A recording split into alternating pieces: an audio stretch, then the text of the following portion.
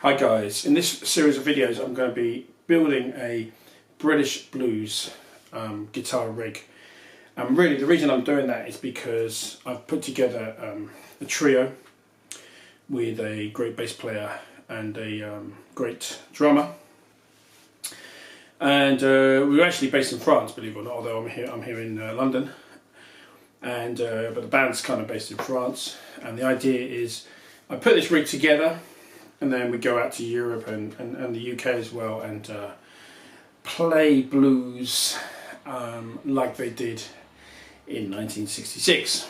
Well, in particular, really Eric Clapton and Peter Green. That's kind of really where I'm going, although Mick Taylor was part of that sort of invasion, and also other guitar players. So basically, obviously, what I'm going to be using is a Les Paul, and this is actually a Les Paul replica, which again I've been using for a couple of years now. This is a Daniels made guitar, which is Honduras mahogany, you know, Brazilian rosewood, and Alan Dingwell Peter Green pickups. So this is the full works Peter Green sounding guitar. And you can hear it on this channel. There's loads of stuff. And why is the Peter Green sort of set up my main guitar? Because I have another set of pickups which is a bit different. And the reason is because just really the in-between position, I don't really tend to use the in-between position that much. I'm either on the neck or the bridge, and then I'm in the middle for the Peter Green sound. You know, because a lot of the songs I'm doing in my repertoire have got the Peter Green sound. So that's really why I've gone for the Alan Dingwell Peter Green set, and I think that Alan Dingwell makes the best set in the world, in my opinion, the closest to the original guitar which Kirk Hammett, as you know, owns.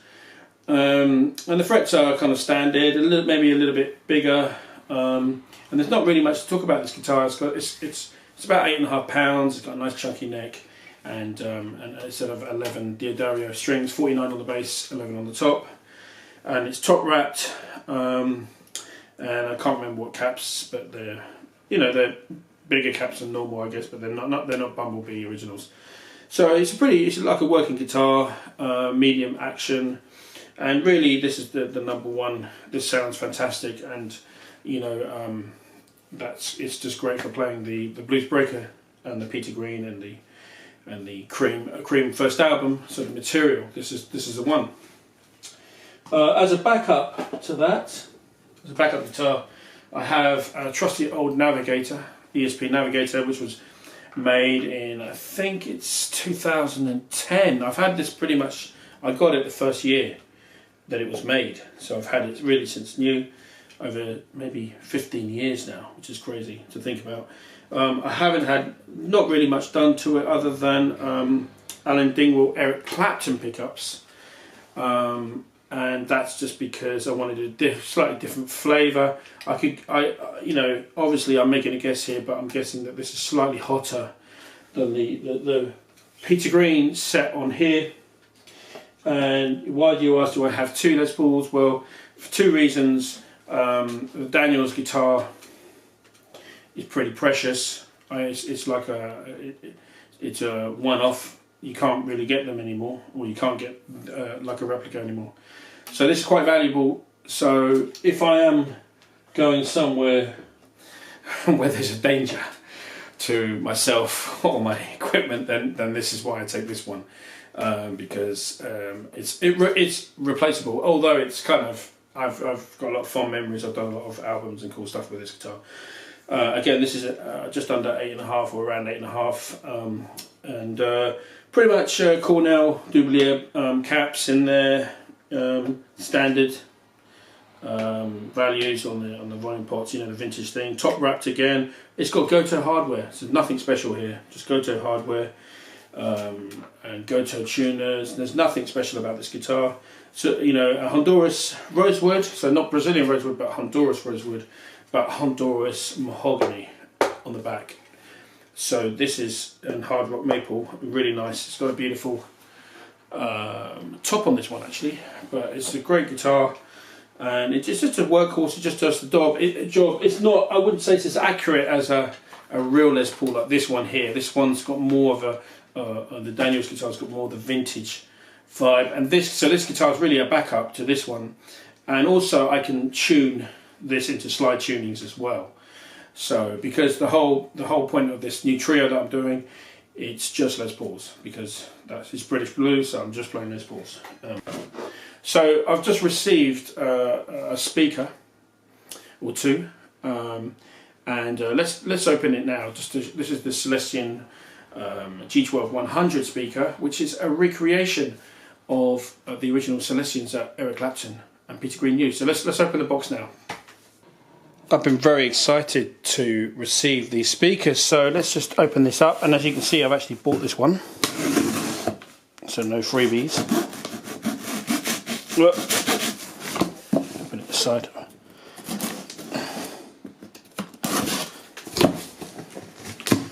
And let's just see what we get with one of these speakers. So first of all, it's covered in this sort of fabric, so we'll put that up. Okay, and there we go. You can see it says Celestion. There's a nice little bag there. Let's undo the bag. Lo and behold, we have the 100th anniversary Celestion Alnico speaker. So this one here, these were retailing at £300 when they first came out, but you can get deals. You can actually get several deals on the actual internet if you look hard enough. I think Watford Vowels do them for £250 here in England. This is an 8 ohm version. As you can see, it's the Celestion 100 G12, and it's 30 watts. And this is actually very similar in design to the original, obviously Eric Clapton model and Peter Green that they used back in 1966. And so this is the 16 ohm version here. You can just see that it says 16 ohms there, and it's pretty much exactly the same, except it's 16 ohms. Actually, this is called the TO-10, and that's the actual designated model name, you know, but beautifully made. And here we have a nice little sort of supplementary pamphlet here, celebrating a legendary guitar speaker, handcrafted in the UK. So that's really cool, and that's actually the original, one of the kind of the original designs that Eric Clapton would have used. And also bear in mind that they've kind of used, I think, 3 or 4 different speakers to voice this actual new model. So that includes the actual Celestion Blue as well. But that's really nice, you know, celebrating 100 years of Celestion. So with basically, I was kind of really fortunate because you're probably avid followers of the channel, even though I've kind of been away for a while. Avid followers of this channel would know that I'm building a a replica of a JTM 45. And what's slightly different with my replica is that it's being built with all the old radio spares, parts, transformers, all that sort of stuff. So it's kind of a as close as you can get to an original. I mean, even some originals don't have the original radio spares components, and a lot of the caps and resistors have been changed. So this should sound just like the real JTM, and it's not here at the moment because it's actually being built in England, in Blackburn, and a great guy, Alex, young lad Alex, is building it. He's actually in a sign band himself, so he was pretty busy last year, and I was busy.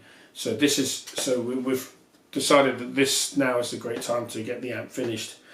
And so I've got these speakers, and these speakers have just come out really the last year, maybe 3 or 4 months ago I think they came out. And what's really amazing is I thought I'd have to buy some worn out original speakers which had this kind of look, and you can find them on Reverb and eBay, the original ones, but they're really pricey, you know, they're very expensive.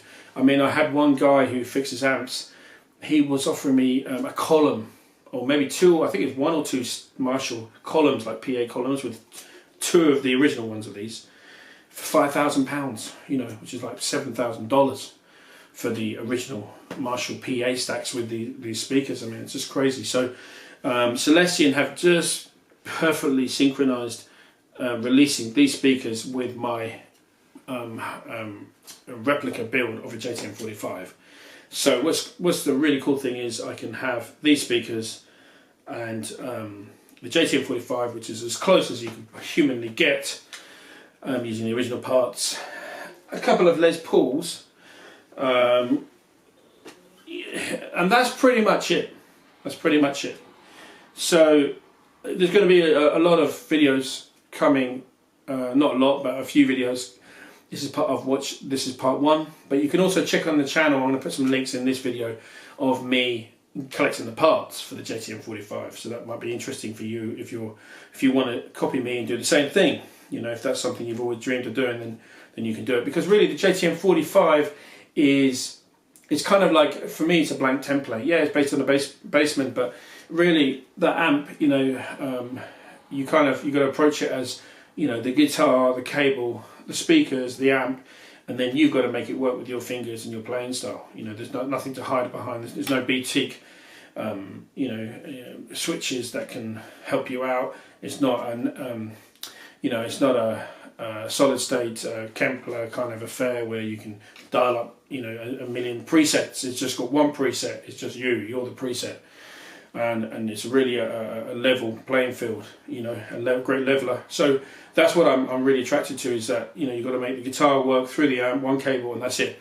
The only thing I might do is I'm going to build, because I'm going to restart my pedal business, because I've had a bit of time off, and there's a couple of orders I need to complete, and I'm going to do a little run of Hornby and Skew's booster pedals that Richie Blackmore used instead of the the typical range master, because in my opinion, you know, Eric Clapton didn't actually use a range master. In my opinion, he didn't. You know, he wouldn't have done that. You know, as far as the pedal board goes, because we're going to be doing the first Cream album, and the kind of Bluesbreakers, the first Fleetwood Mac album, the first Cream album, and obviously the three Bluesbreaker albums with Crusade with Mick Taylor, Hard Road with Peter Green, and obviously the Beano album with Eric Clapton. And because of that, you know, I'll probably I may get a Wah Wah and the Boost and a few other bits and pieces, because it may be that we're going to play some venues where you just can't turn it up. Interestingly, sometimes when you're playing on a bigger stage, you can't turn the amp up as much as you can when you're playing a pub. You know, like, you know, a pub in England is full of wood, it's small. And then if your band's popular and you've got a lot of people, that's going to soak up the sound. So sometimes in a pub you could actually play, you can turn that JTM45 full kilt, and you can do that. You can get it up high to sustain and you have the natural overdrive. Whereas sometimes on a bigger gig where you've got the crew, the sound crew, and people doing your sound, running around, that sometimes, you know, then they're going to be running around screaming at you if you've got your amp loud, and so you have to have your amp really quiet. So in that situation, I'm going to have two options. Number one, using an overdrive pedal or a boost. So the overdrive pedal is, I'm going to basically tweak my own version of a Marshall Bluesbreaker pedal, because I think that works pretty well with the Les Paul, as well as the Texas Flood pedal actually works pretty well with, that I build works pretty well with the Les Paul. So I'm just going to experiment with those, a few pedals, very simple pedals, and the boost, the Hornby and Skew's boost, you know, just to really, because that's going to be the biggest thing, is to try and get the amp into overdrive.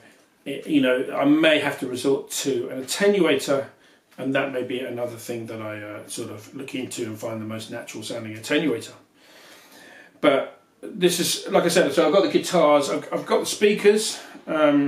Now, as far as cabs go, I just want the most lightest cab, and I've found a really good quality cab, and I'm going to give you details of that when I get it, and you're going to be very surprised at that cab, because it's quite common, but it's the lightest cab and with good, you know, good quality wood. So that's something I'm looking into, and I think I found it, and you're going to be very surprised. And so the idea is to have the two 16-ohm Celestions in one cab, which is going to be heavy. It's because these are not light; these are heavy speakers. You know, this is a heavy speaker. And then I'm going to have a 1 a 1/8 ohm in a Lazy J cab. Okay, so I'm just debating whether to put it in my oversized 12-inch cab or my smaller 12-inch cab. So that's what I'm going to do. So one of these is going to be a 1x12, and then I'm going to have a 2x12. And really, that's basically it for the Bluesbreaker type tone, because that's all you need. You know, you just need the amp, the cab, and the guitar. The effects are, for me, the effects are really only there just to get the overdrive sound, and you know, I'm going to have to work out whether I'm going to go attenuator or pedal, and what's the most natural sounding for the amp, and to protect the amp, etc., etc. You know, so there we go. I mean, next video is going to be a video that Alex is going to make, putting the actual amp together. I'm going to ask him to do a few videos, and then he's going to send them to me, and I can edit them into a video for you guys. So, just to kind of end with an anecdote, I was playing with Malcolm Bruce, great artist who's the son of Jack Bruce, and we were playing some Cream songs at the Ealing Blues Club, which is not at the Ealing Blues venue, which is now, I think, not even I think it was destroyed where Jeff Beck played. But it's the actual Ealing Blues Club, which has been going for years, and everyone's played there. Anyway, I was playing a Lazy J amp, you know, which was fantastic. Great tweed amp with 6L6 power tubes.